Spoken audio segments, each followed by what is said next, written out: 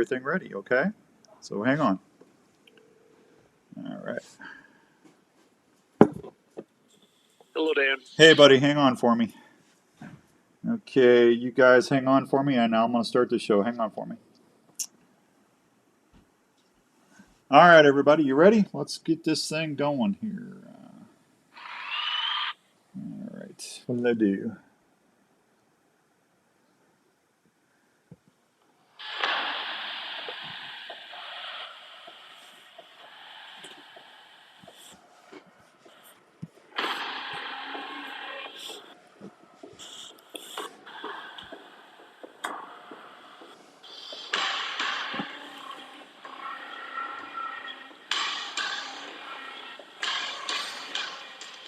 All right, welcome to this week's edition of the Unknown Files. Good to be back on the air. Hope everyone's having a good Wednesday night all across the good old US of A.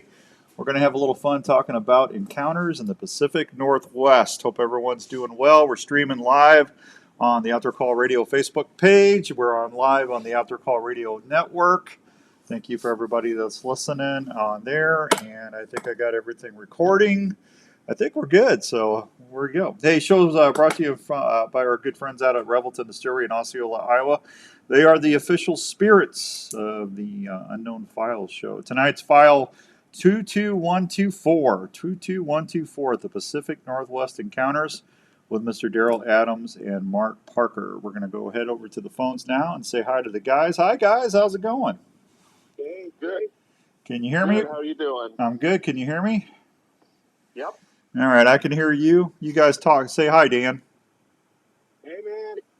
Okay. Hey, how's it going, Dan? Okay, I'm going to turn that up just a hair. Make sure we got everybody on there. All right, so Darrell is down in Oklahoma, and Mark is in. Are you in Ohio or Michigan? Ohio. You're in Ohio. Hey, Robert, how's it going, buddy? Ohio. Darrell, how's Oklahoma? I hear it's hot. Oh, man, it got hot today. It went from 20 degrees 2 days ago to like 85 today. Yeah, that's not good for what you guys are doing, huh? Not really. Did you find me some turkeys yet? No, they're kind of not too many around this year for some weird reason. Uh-oh. You ain't blaming the big fella, are you? No. All right, they're little fellows. They're little fellows. Hey, you know what? I hate to say that, but you never know about that. I'm telling you. So we're going to have some fun. Mark has actually been on the show. Darrell, have you been on with me yet? I know we've talked a bunch of times, but have you been on the show? I think once. Was you on with Toby? Yeah, probably. Okay, I can't remember, man. I don't even know what I had for dinner tonight. So it's just one of them deals. All right. Hey, Roger, what's up, buddy? Roger's in New York watching. Thank you, buddy. I appreciate that. So you guys, I'm going to have you guys just talk real quickly. When did you guys actually meet? Oh, wow. So we met, I think, just after the first of the year in 2020. Because it was right after I had my encounter in 2019. I had mine my first in September, and I think just after the first of the year is when we met. So now, Darrell, did you meet Mark through Tobe and Brett and everybody? Dang, I can't even really remember how it happened. So Okay. I met you through a guy named Mike that lived in Hermiston. I can't remember what his last name was. He's since passed, but he was a retired cop from the Eugene area. Okay. And he had given me Darrell's information, and so I called up Darrell and talked to him, and then we met up, and he took me into a spot. So that's when Darrell, you were still living on the Al Moon, right? At that time, I lived in we'd actually moved into the town. Okay. Of Cottage Grove. Cottage Grove. Okay, that's probably a better. That's all right. That's all right. So, all right. So, Mark, I'm just going to have you just real quickly, kind of, because I'm sure folks are going to remember your encounter. Mark's been a bow hunter for a long, long time. You were chasing elk. what I loved about your encounter was the fact that I mean, you're out there bow hunting. You know what bears look like. You know, you've been around bears all your life. You've been around elk. Tell everybody just take a couple minutes and just tell them what happened to you when you were elk hunting out in Oregon. So, And you were a long, skeptic. And you were a skeptic. yeah, I was one of those. I always thought, well, it could be out there, but until I see it, I'm not going to necessarily believe it. I'm just one of those. I've always been open to things just because I grew up in a house that had a lot of activity in it. Mm-hmm. So I was kind of open to things, but it was one of those until I see it, I don't buy into it. So long story short, I ended up the day I had my visual. Um, I went in to an area. I kept hearing weird noises, some grunting and snorting back behind me, and just didn't recognize the sound. And after about a week of hearing it, I was pretty fed up. I'm like, I got to figure out what this is or find out what this is. So I got back there like an hour before light and got sat down and just out of the corner of my eye, it got light. I don't know exactly what time it was, but it had gotten light. It had been light for probably an hour or so. And out of the left side of my eye, or, left side, I kind of noticed something pop out, pop back in. So I kind of slowly turned my head to the left, and I'm looking, and a head pops out and goes right back in. I thought to myself, that's kind of weird. That looked like was that a hunter or something, but it was all brown.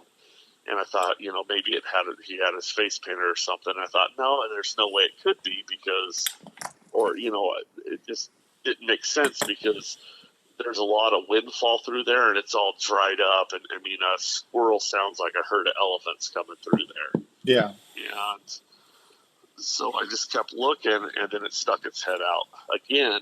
And at this point, it just stayed there and stared at me with its head out, and I could just see just a little tiny bit of shoulder because it was, leaning out from behind the tree. Now, if I remember right, though, the day before you were up there scouting or hunting, you're bow hunting on the ground up on the mountain, Right. and you had your bow and you had a firearm for a handgun Right. for protection. Right. But you kept hearing stuff the day before popping brush back in behind you, and it would that never. was a couple days before. That was on a Wednesday. Okay. That happened. That it come in and did the tree knock on me. Okay. And was walking back and forth behind me. And then Sunday was the day that I had my actual sighting. Okay. All right. You just you didn't even go back. If I remember right, Mark, I don't want to put words in your mouth, but you came back down and you kind of stayed out of the woods for a while after that. Yeah, I hiked back over the hill, hit the creek line, and just walked, rather quickly, kind of running out of there. Got back to camp, packed up my camp, and sat down because at that point the adrenaline had kind of wore off, and that's like I said before in the first one. That's when I noticed I'd keep my pants because it scared me so bad, and I didn't even realize I did that. I don't think you told me that the last time. Yeah, okay. And I'm not making fun of you because until you get into that situation, you never know. But that's Right. crazy. It cracks me up because all these people always say, "Well, why didn't you shoot it? Why didn't you take pictures?" Dude, I'm telling you, that's the last thing you think of. You're just standing there dumbfounded, going, "Holy crap! What is that? What am I?"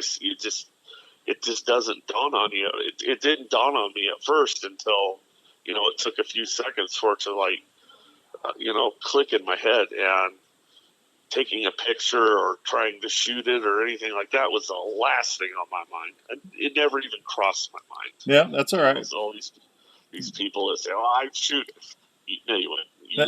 Until you're in that situation, you just don't know what you're going to do. No, that's fair. So, Anita, Joe, how's it going? Rick Seeker, good to see you. Tony, thank you for tuning in. I appreciate that.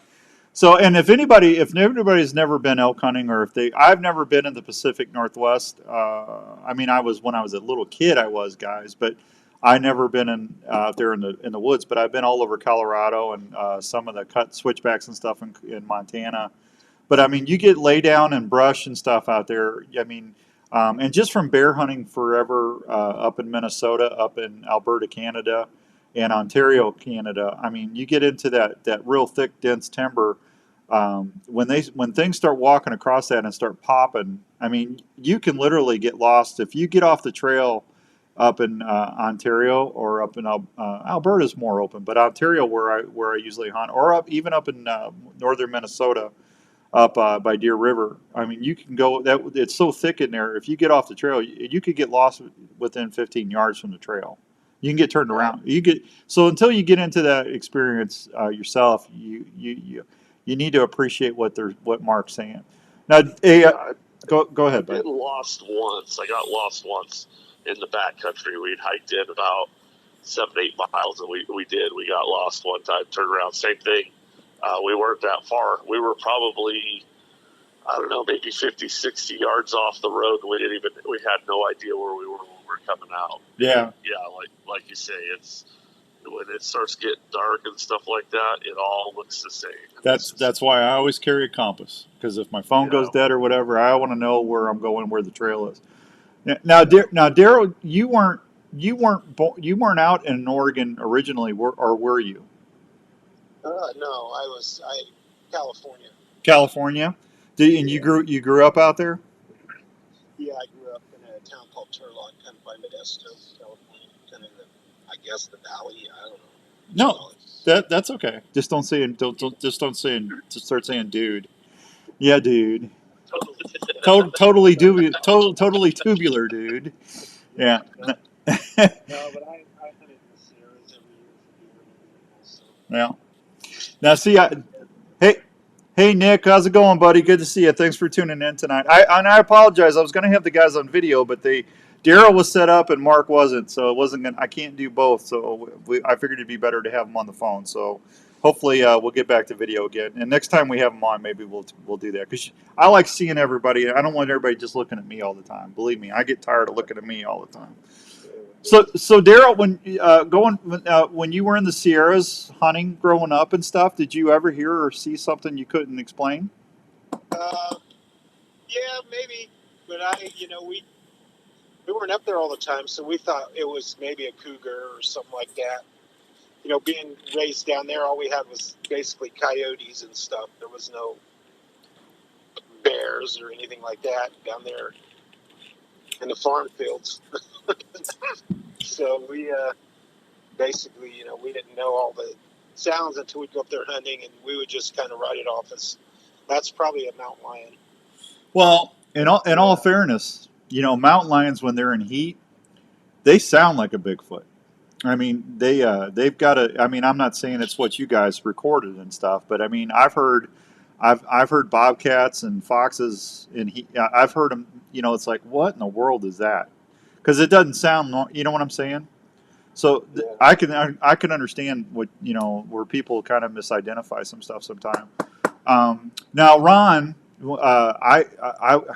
going to talk to Ron one of these days. I got to get a hold of him, but I know he's busy. But when he was up in that Sierra where they did the Sierra Sounds, Darrell, were you up in that area? Were you up that high or?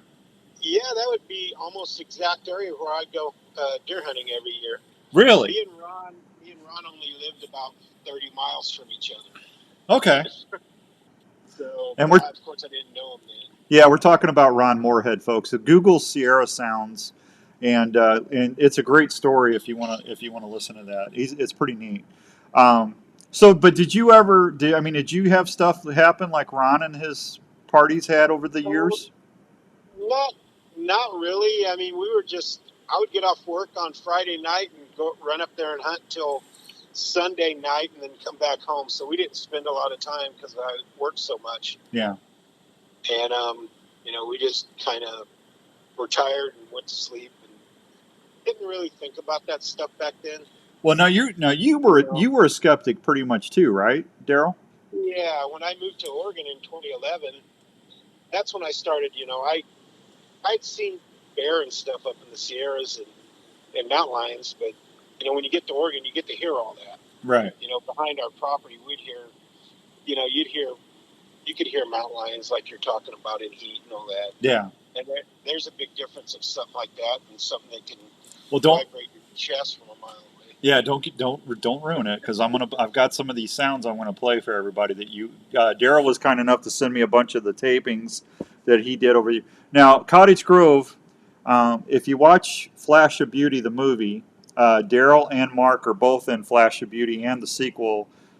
You guys are both in Paranormal too, right? I'm not. Oh, I'm not. you're not. Okay, so Darrell's in Flash of Beauty Paranormal and the original. Mark's in the original. Mark, if you listen to the Flash of Beauty podcast, so Mark and Darrell both are in that, right, guys? Yeah. Yeah, you guys were both on there. I thought you were.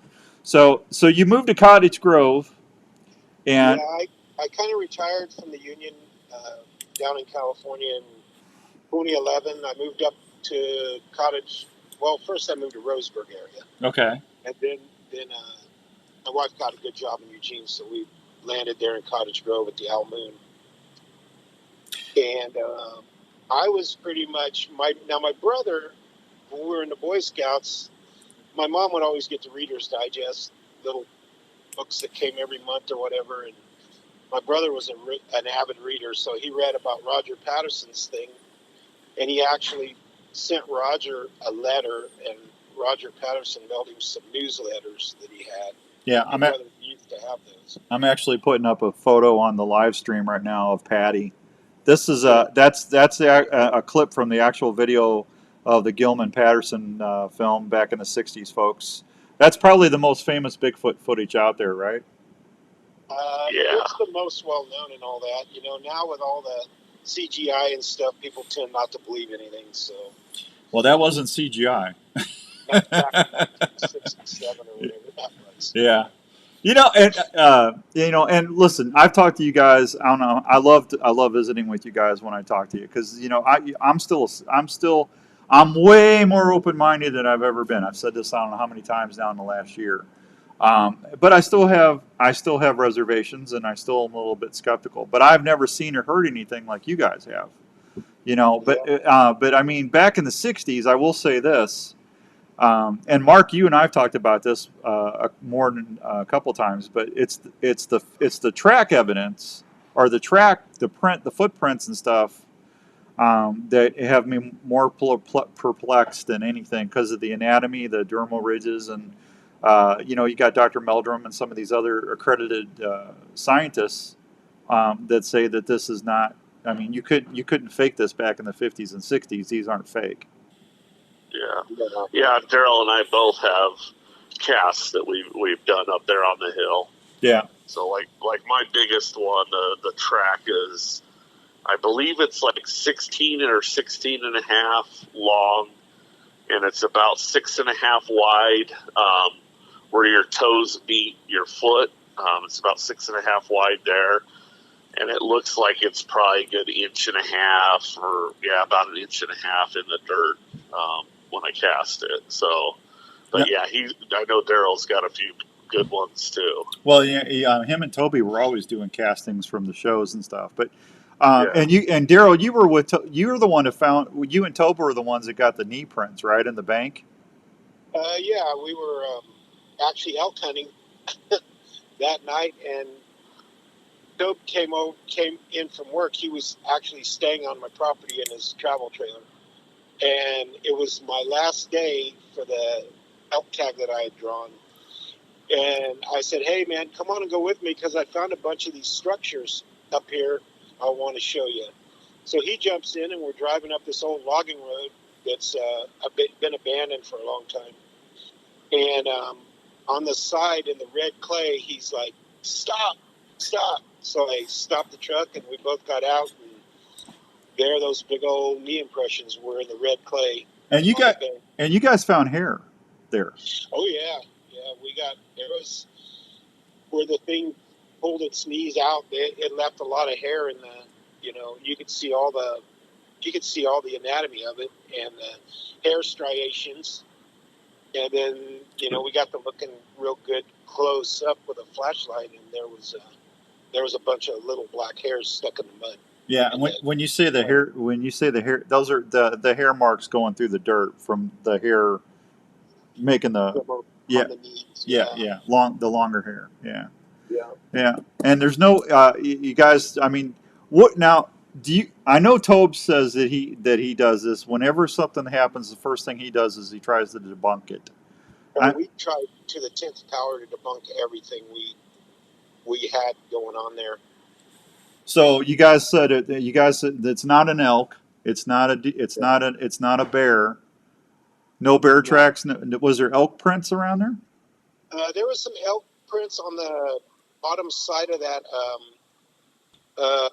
road, Yeah. that logging road, Okay. where there's elk in the area, so there's deer prints, elk prints. I didn't see any bear prints right in that area, but it's pretty much like two round.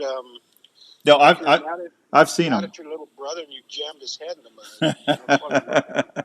Yeah, I actually watched. I watched the video of you guys doing that actually. So Yeah, how they did, look a lot better in person. oh, I bet.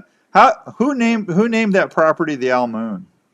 Well, that day that we had found those knee impressions, it was how they have the different moon phases, Uh-huh. like a wolf moon, the harvest moon. Well, that night was I think it was Good Friday also, and it was the Al Moon that night, and so we ended up after he ran to town to get all the materials to cast it. The moon was out. It was late. We didn't get back up there till about 9:30, 10 at night, and it was dark, and it was a full moon. It was the Al Moon, so that's kind of how it got its name. Okay. I forgot to ask you guys that earlier. So Yeah, that's how that. so Mark, were you in the picture here or was this before you? That was before me. Okay. All right. Yeah. So you guys crossed paths, I guess, was it through Tobe and or Brett and them guys, or did you just meet on your own? No, it was through a different guy named Mike. Yeah, I remember that guy now, that Mike, and he had passed away now, but Yeah. I talked to him a lot. He was kind of over there over the hill.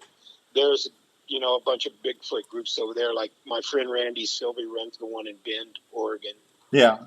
and he was in with that group over there on that side of the mountains of the Cascades. So we all kind of talked and got information and stories, and then I think he gave me Mark's info or gave Mark mine, and I said, yeah, sure, anybody in this area, I was retired. I was going up there all the time by myself, and it's scary. So nice to have somebody that's like 6'8", like Mark, around. Yeah, Mark's not a little guy. Hey Hoyt, good to see you, Hoyt. Thanks for listening in tonight. So Mark, you'd already had your encounter, and you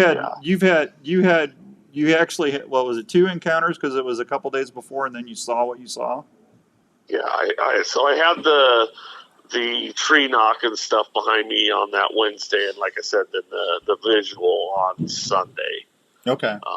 But that's the only ones you've had until before you met Darrell. Yeah, before I met Darrell. Yeah. Okay. So you guys get together and start hanging out, and then now Darrell, I guess this is after Tobit and you guys had recorded all that, started getting all the recordings and video and everything. Yeah, after I moved out of that property and moved into town, I was still habituating the area right above it where I got all the sounds from. Uh-huh. Where they were all coming down at night onto the property. So, and that was actually the area above the Al Moon Lab, which was the house property. That was like the Al Moon Wilderness, I guess you'd call it, right above it. It's, BLM land, government land. So a lot of area. A lot of area right above it.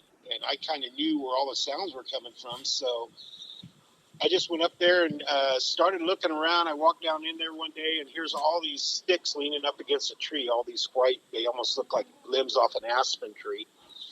And so I was thinking, well, that's not right. So I kind of started habituating that area, putting out peanut butter, cookies, eggs, whatever, trying all my little booby traps with double-sided tape. And I did all kinds of stuff for a year or two there. Like, every 3 or 4 days I would go up there and check it and put out more stuff. And pretty soon, after a couple months, they just started coming in there all the time. The big fellas. And then that's about the time I met Mark. Okay, all right. So you guys had all the weird EVPs and noises taped because it sounded like Tobe was running a recorder all the time. At the house, Yeah. that place. And like when I moved to Oregon, I wasn't even a believer in Bigfoot. I thought, that's a joke, like the Loch Ness monster or whatever, or just some. And my brother's like bugging me all the time. Hey, when you're out there hunting, look around for this or that. I didn't know anything about a stick marker or a glyph or a tree structure. Or I was totally didn't know anything about any of that. So I'm out there hunting, and I start finding all this weird stuff, and I'm thinking, yeah, it's just some hippies out here eating mushrooms or something. But pretty soon, I chased a deer, and it ran off the side of the road down by a creek, and it was kind of raining. So I got out of my truck, parked it on the thing, and went down this trail with my gun looking for this deer. And there was a creek. It kind of came around at a bend there. And the creek wasn't very wide yet because it hadn't rained very long.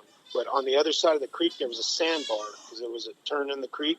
Mm-hmm. So I jumped over the creek, kind of just try and see that deer. And in that sandbar was the most perfect Bigfoot track. And that right there is what changed my whole mind right there, that track. Just to see that out there in the middle of nowhere. Perfect, like an 18-inch, 7-inch wide, like a barefoot track. Yeah. And then I could see the other ones, but they were kind of in the gravel part of the thing. So I'm thinking, man, that is fresh because it's been raining. It kind of scared me really because I'm thinking there's something here.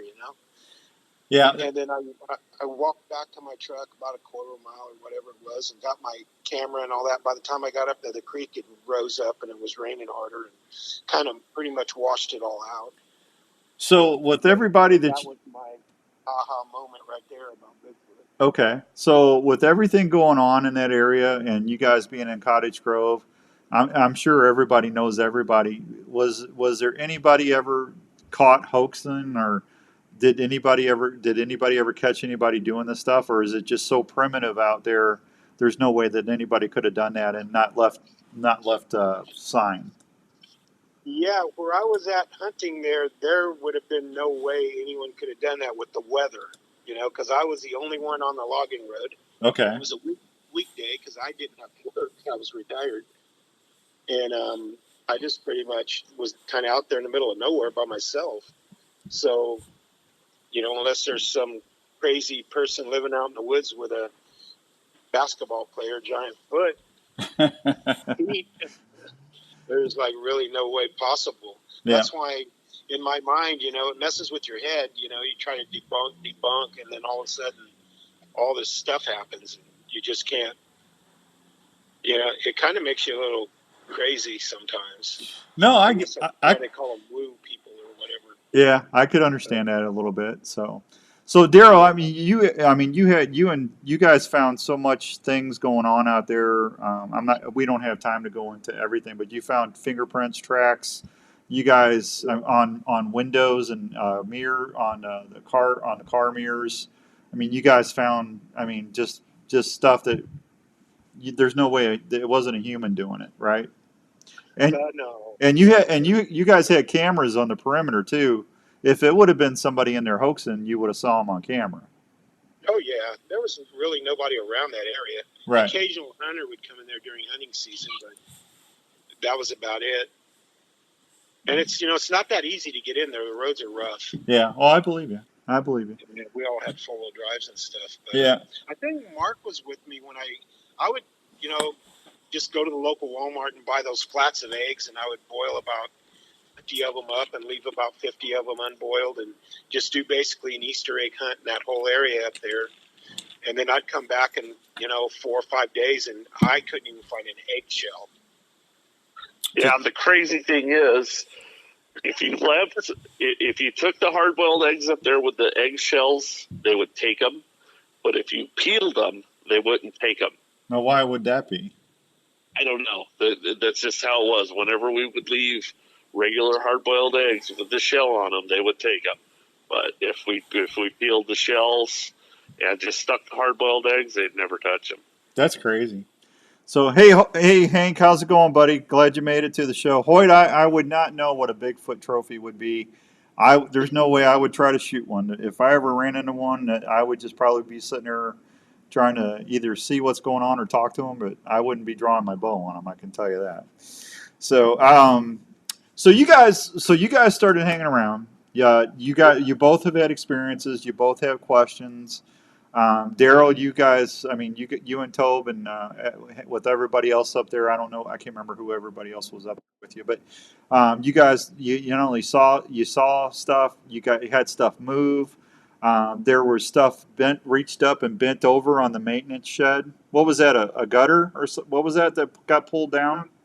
No, I had a new shop built on the Almoon property. Yep. On the property when I moved there, we had a new shop built, and it was just the downspouts, for the rain gutters off the shop, and up about, I don't know, 10 feet. There was like, these things have greasy hands. Probably they're dirty, they don't never bathe probably, so right. They have a natural kind of oil in their skin, and up about 10 feet. You could see where 3 finger marks squeezed the downspout. Oh, it's brand new white. It crushed it. It crushed it. Not all the way completely closed. Just about, about halfway, I would say. Oh, that's crazy. And then to the right of it, you could see where it placed its hand also. Like it touched the building, the shop, the brand new shop first, the metal shop, and then it grabbed the thing and squeezed it. Is that the only kind of damage you guys ever had? We had in the back, the backyard was sectioned off with some T-posts and hog wire or whatever you call it. And when we first moved there, we started hearing all that stuff. And then they had taken 2 of those T-posts and bent them down. That was some damage we got. They took them and just like if you took one hand and placed in the center of the T-post after it was in the ground and put your other hand on top and just bent it halfway down. There was 2 of them on the fence like that because they would always come over the fence and knock on the back door about 2 in the morning. Wow. So I guess they did that for easy, access to go back and forth over the fence. And then when Tobe got there, he's like, he talks to him. He's like, hey, you guys need to stop any kind of damages or anything, and it's crazy. Within 2 nights later, that those T-posts were completely straightened back up. And there's no way a human could do that. No, I don't even know how you could do it with equipment without taking the fence off. That's crazy. Yeah, I didn't know. The clips or anything off the fence. I didn't know about that. Hey guys, I got to take a break. Hang on, folks. We're visiting with Mark Parker and Darrell Adams. When we come back, we're going to talk about some of the encounters that they had at Cottage Grove together, and these guys are nice guys, and I'll let them tell the story, but it's pretty chilling what happened, and just don't go anywhere, no flippy floppy, because you're going to not want to miss this. We'll be right back on the Unknown Files show on the Outdoor Call Radio Network. Hey America, when you barbecue, cookies is the one. Lots of flavor, lots of goodness. Pretty cool. Rich, lots of fun. Hey America, we got some sounds to play here in a little bit. Cookies, barbecue sauce for a treat. Cookies, barbecue sauce is the barbecue sauce America loves to eat.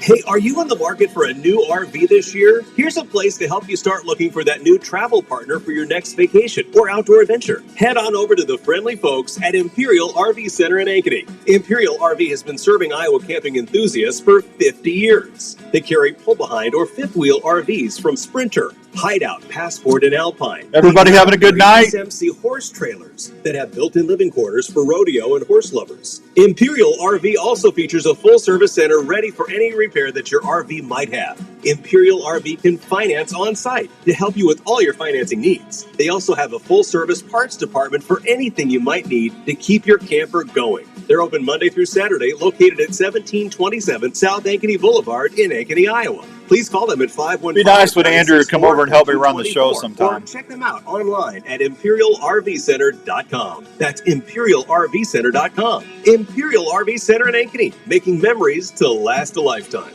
Let's talk about a story, an Iowa story about a dream that took several years One more and we're back in Osceola, Iowa. It's the story of Revelton Distilling Company. These fine distilled whiskeys, gins, and vodkas were born from the labor of Rob and Christina Taylor. It's amazing. I think they did that, Hoyt. Of how I'll let them tell the story, though. And how each spirit tastes and satisfies with every sip. From the honey whiskey to the whiskey and cream, or the robust mulberry gin, American gin, or vodkas. Revelton Distilling visitors can't believe the flavor profiles the mixologists are creating at the distillery every day. Revelton Distillery is open Wednesday through Sunday in Osceola. They're located at 1400 West Clay Street, right off I-35. Revelton Distillery fine spirits are also available at your local grocery and other retailers around Iowa. Please check them out online at ReveltonDistillery.com or visit them at the distillery. If it's time to celebrate or just time to sit back and unwind, well, then it's time for a Revelton moment. OnX Hunt helps hunters be more successful in the field each season, with maps of all public and private land and a fully functional GPS without service. The app, trusted by over 6 million users, has just released a bunch of new features to help you on your next hunt. New aerial imagery options like leaf off, recent imagery updated every 2 weeks with historic look back, and imagery on demand. On top of that, OnX is reinventing the trail camera market by syncing your Hunt app with multiple cell camera manufacturers and helping to organize and analyze your photos. You can also now view your maps in Dash when driving to your next hunting location. These are just a few of the many updates OnX has for this hunting season. Try OnX Hunt free for 7 days or go to onxmaps.com/hunt and use code X for 20% off your new OnX Hunt membership. Try OnX Hunt free for 7 days or go to onxmaps.com/hunt and use code X for 20% off your new OnX Hunt membership.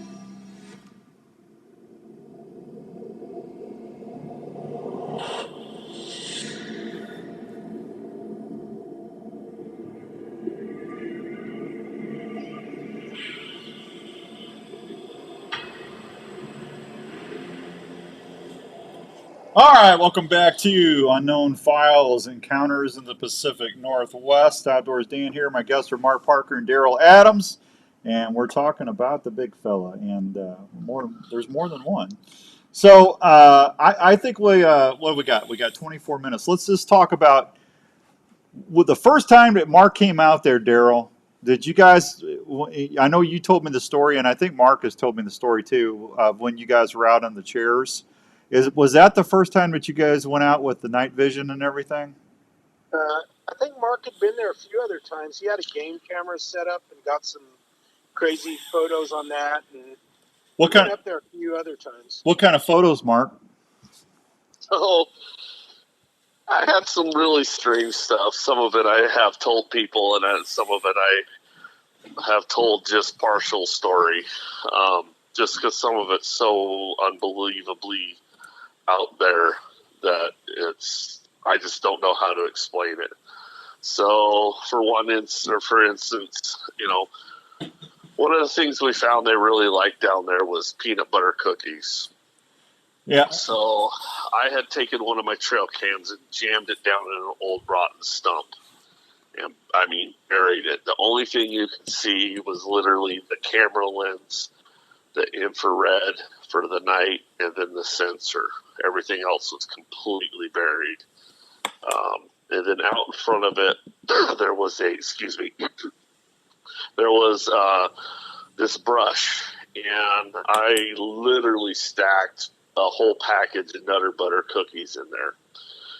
Now, I had my trail cam set up on a 6-shot burst with a no delay.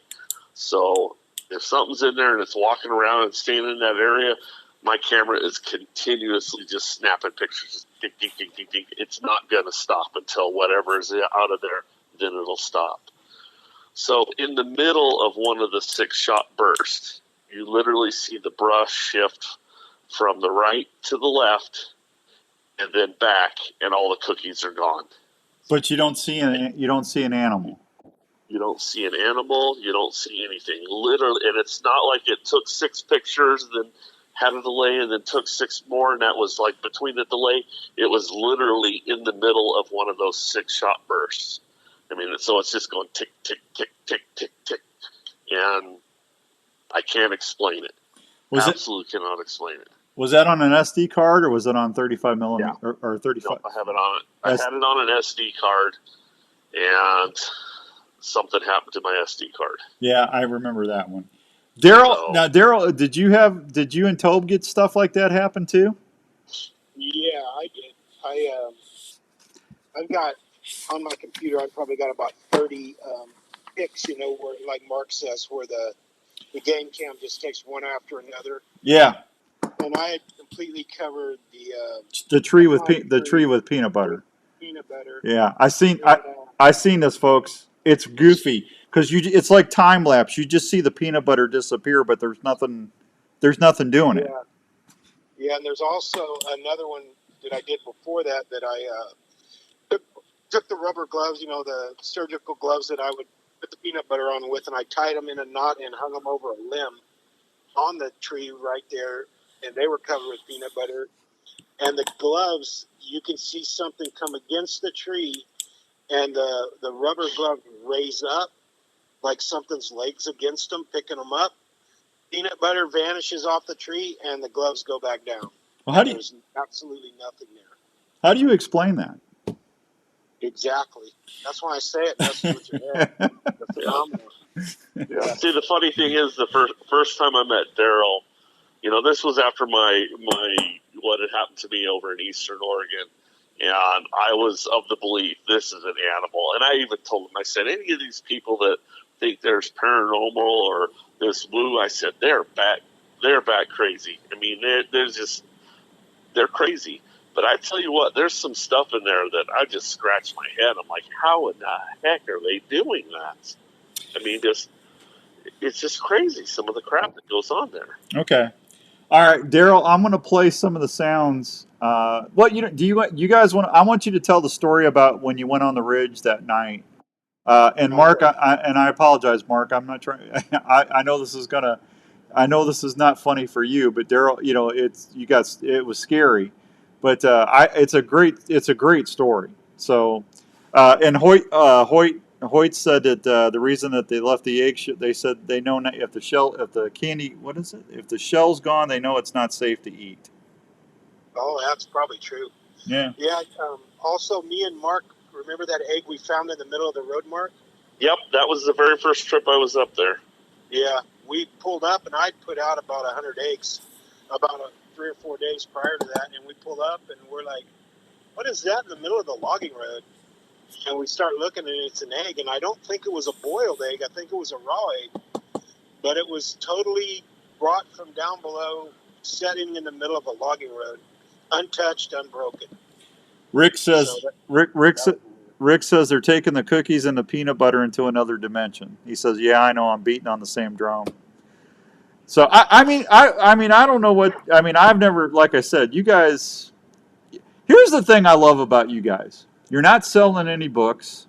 You're not trying to make money off of this. You're just telling your stories. You're not getting paid to do this. I mean, Mark, you work a regular job. Darrell, you're retired. God bless you. And you're still trying to figure it out. So that's what I love about you guys. Also we're straight dudes. I mean, I wouldn't go up there with someone that I don't want to knock people, but I've never done drugs in my life or any type of anything. But Darrell, I would have never thought you would have done drugs. I think you might do a little carp fishing once in a while, but that's about it. I'm with a bow and arrow, yeah. I'm teasing you, Darrell. I'm probably the only person that's never even smoked a cigarette in my life. Oh, I believe you. You're a straight shooter. So, tell the story about when you guys went out on the ridge with the lawn chairs by the truck.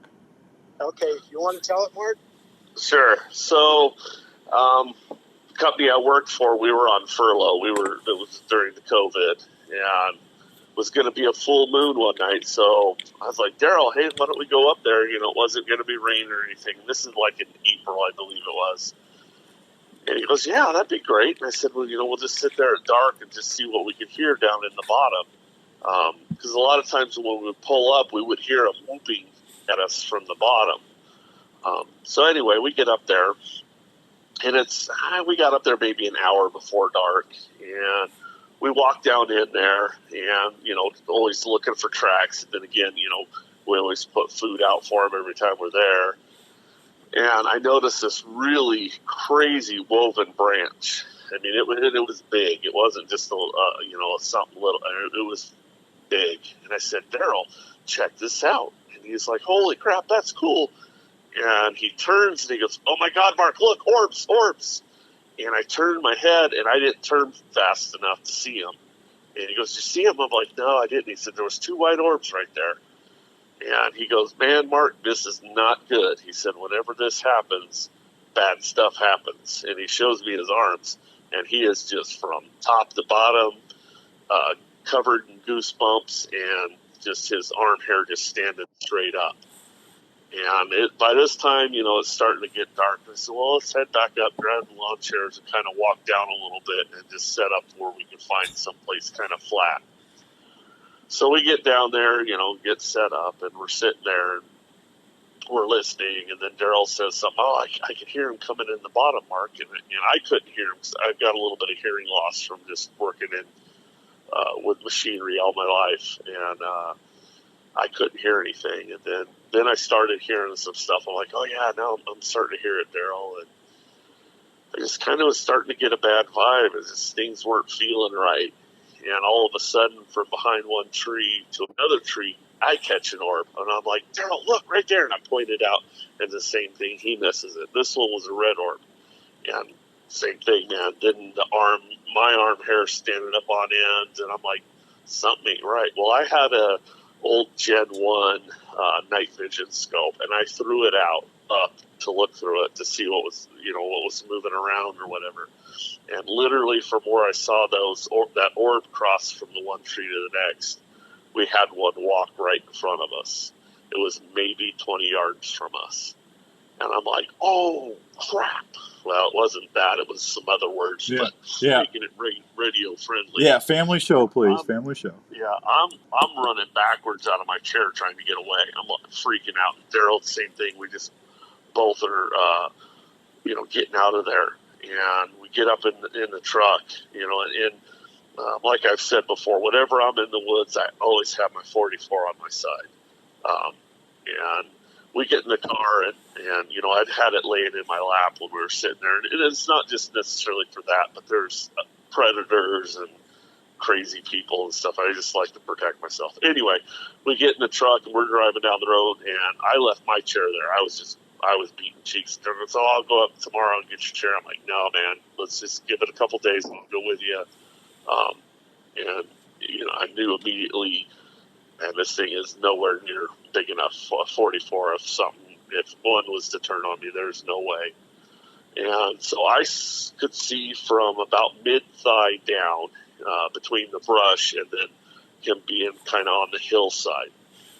So we go up there a couple days later, and I always would carry, when I was up there, I would always carry a tape measure in my backpack.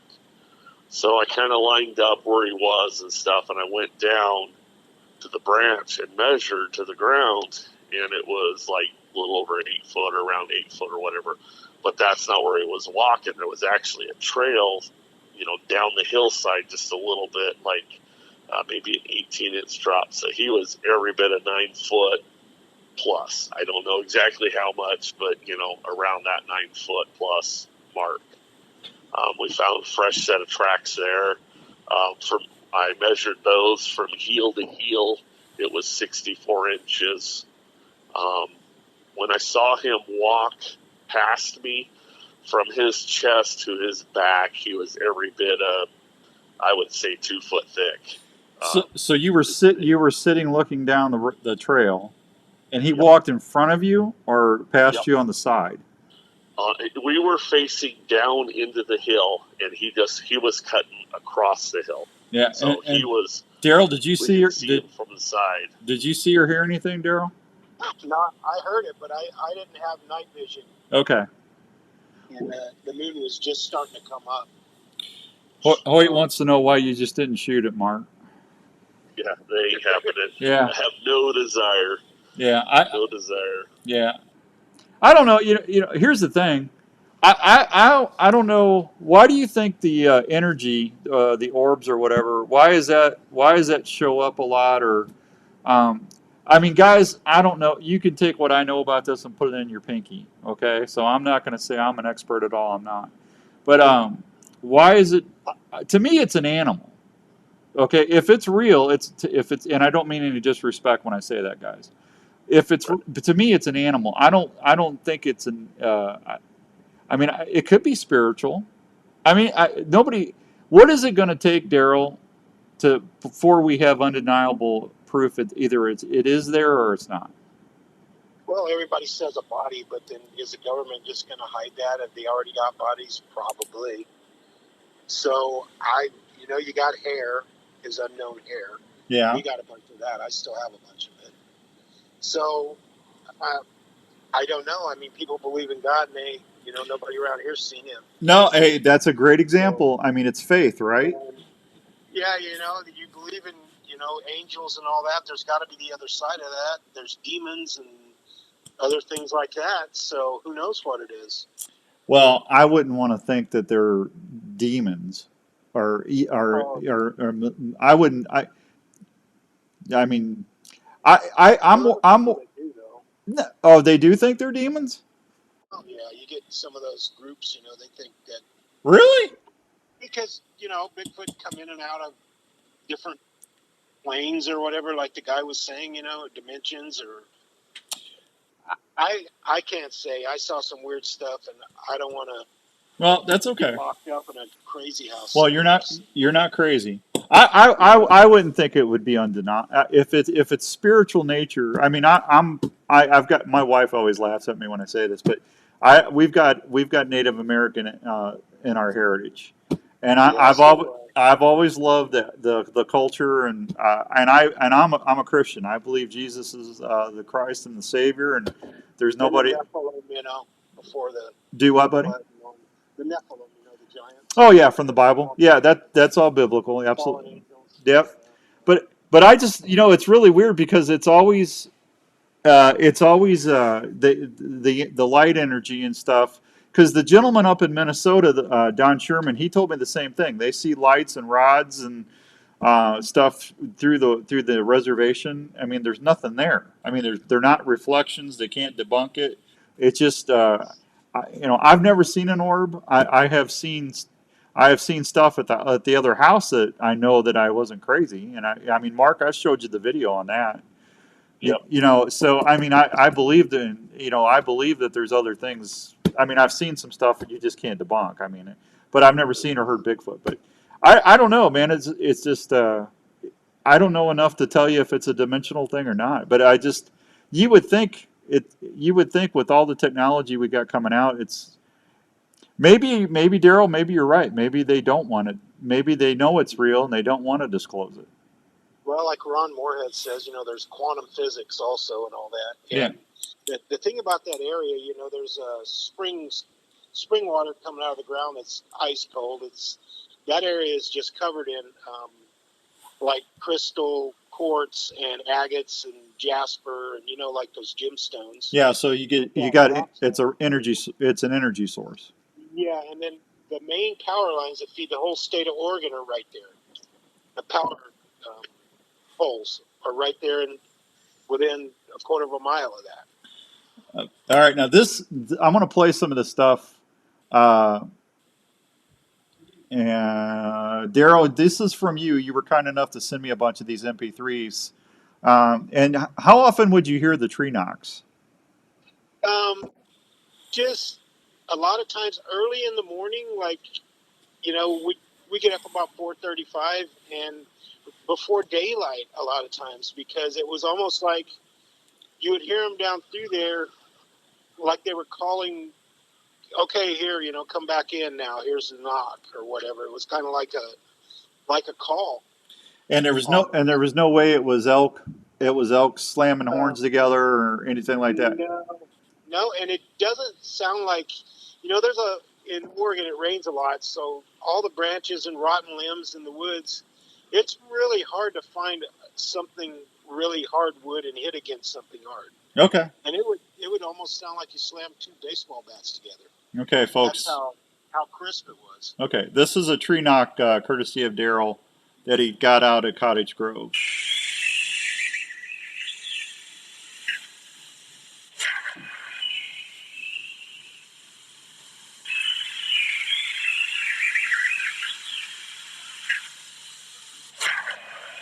Mark, is that what you heard when you were elk hunting? Mine was a little different. I had a triple tree knock. Really? It just, yeah, when it knocked behind me, it was so fast. I mean, it was just bam, bam, bam. I mean, it was fast. Like I said, when it happened, I'm like, what the heck is that? And at that time, it was starting to get dark, and I'm like, I'm out. And I packed up my stuff and headed back to camp for the night. Yeah, I would too. I Darrell? probably got about 30 of those tree knocks recorded. There's some that are, a lot of times there'll be 3 also. Well, that there you can hear the birds because the sun is just coming up. Yeah. On that one. Okay, now this one's called the Midnight Howler. How often would you hear stuff like this out there? Mostly from about the month of the beginning of September, and then would go into about the middle of October. And there was the most prevalent time. Nothing, and there's no way it was anybody out there with equipment or anything doing that. No. Okay. Not up in the air. There's nothing up there. Okay. I believe you.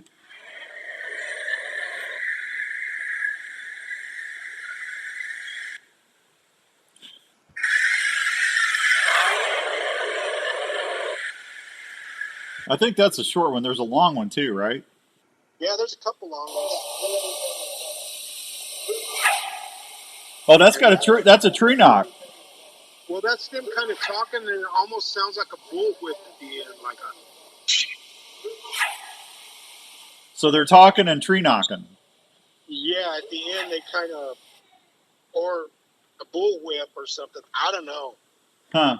How often did you hear that? We would hear them off in the distance, like muttering. It would sound like almost like if you mixed Native American with Oriental. Like language. that samurai chatter stuff? Yeah, and if I wasn't carrying around a recorder all the time. Yeah. And then if you have your phone and you just hold it up, you don't really get anything good. Yeah. Let me do the Bigfoot scream here.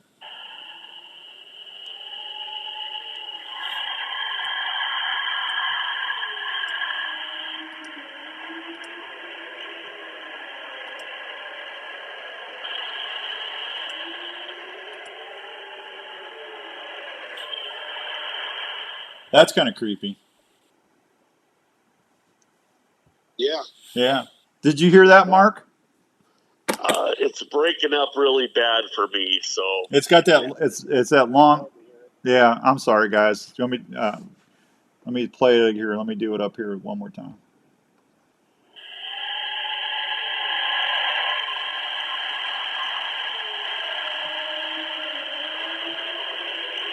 It's got that real deep moan. Yeah.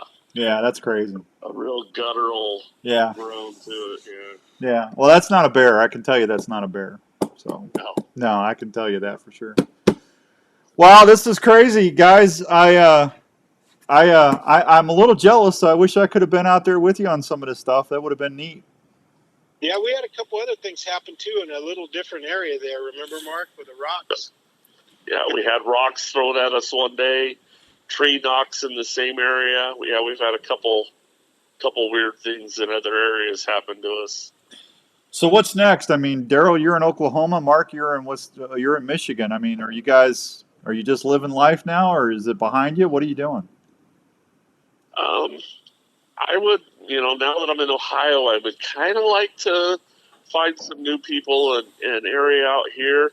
I'm just now, I just moved out here, so I'm just kind of getting settled in my house and stuff. But I definitely would like to find a group and get in with them and start doing something, or I may just end up going and looking for myself. Yeah. Well, I don't blame you, Darrell. You gotta. Darrell, when I get done doing the TV show in a couple of years, I just turned 60, so another year or two, I want you guys to take me out there for about a month. Let's go camping. Okay. Yeah. Yeah. I think that's good. Rick, I appreciate that. Rick said that was very cool. Hoyt says, geez, you better leave him alone and start looking for something else. Anita Joe says, good show tonight. Thank you, Anita. I appreciate that. All right, and listen, Mark. You can follow Mark. Mark, they can find you on Facebook, right? Yeah.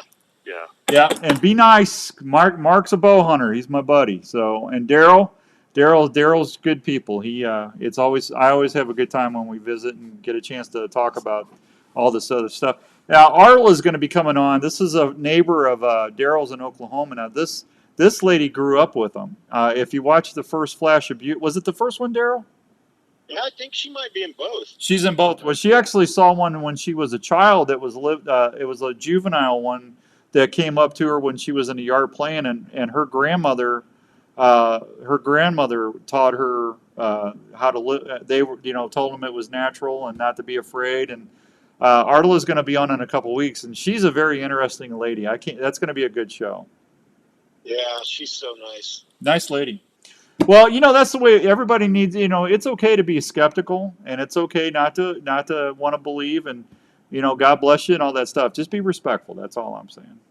Yeah, I got so many recordings and videos and pictures and all that. I mean, I can't. I still don't know what it is, but it's something. Well, I'm telling you, we need to go out there. We need to go out there for a month or so and just hang out. You're gonna have to spend the time. You're not gonna go out there for 2 days and just. I mean, something could happen, but no, it's not as likely. If something's gonna happen, you're gonna have to be out there for a long time. So they say there's 200 something hours if you can spend in an area, you're gonna get to see and encounter most of the animals in that area. So we're gonna have to go out there and do some primitive camping or something for a while.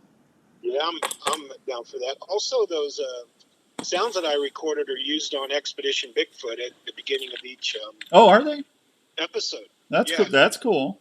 When it comes on each episode, they play some of those sounds I sent you. All right, Mark, you got to look at it. They've used some of my pictures of some tracks and twisted up branches and stuff on that show too.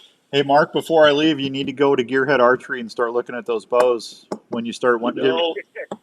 I would love to try one of those bows. Yeah, well, you know what? Call Skip over at Gearhead Archery and tell him you were on my show and see what he can help you out or anything. Yeah. We got to get you back to bow hunting. Yeah, absolutely. I'm planning on it this year, so I got to get at it. There you go. Darrell, it's always a pleasure, buddy. I'll be in touch. Mark, it's always great to visit with you. I can't thank you guys enough for coming on the show and spending some time with me tonight. Yep, no problem. Why am I playing applause? My I'm telling you, it's the Gremlins, man. Hang on. hang on. All right, there we go. Now I got my music. There we go. All right, that is going to wrap it up for me. Mark and Darrell, you guys have a good night. I'll talk to you soon, okay? All right. You have a good night, too. Thanks, guys. Bye-bye. There goes Darrell and Mark. That was a great show. I'm going to get out of here. The show is brought to you by our good friends out at Soldier Boy Jerky. Soldier Boy Jerky, the Bigfoot preferred jerky. Don't be fooled. Also, Revelton Distillery down in Osceola, Game High Clothing, and Onyx on the Hunt. If you're out there in the outdoors, you're always going to want to know where you're at. Go to Onyx. Thanks, everybody on Facebook. I'll talk to you guys soon. Thanks for listening. That is going to wrap it up for me, and I am...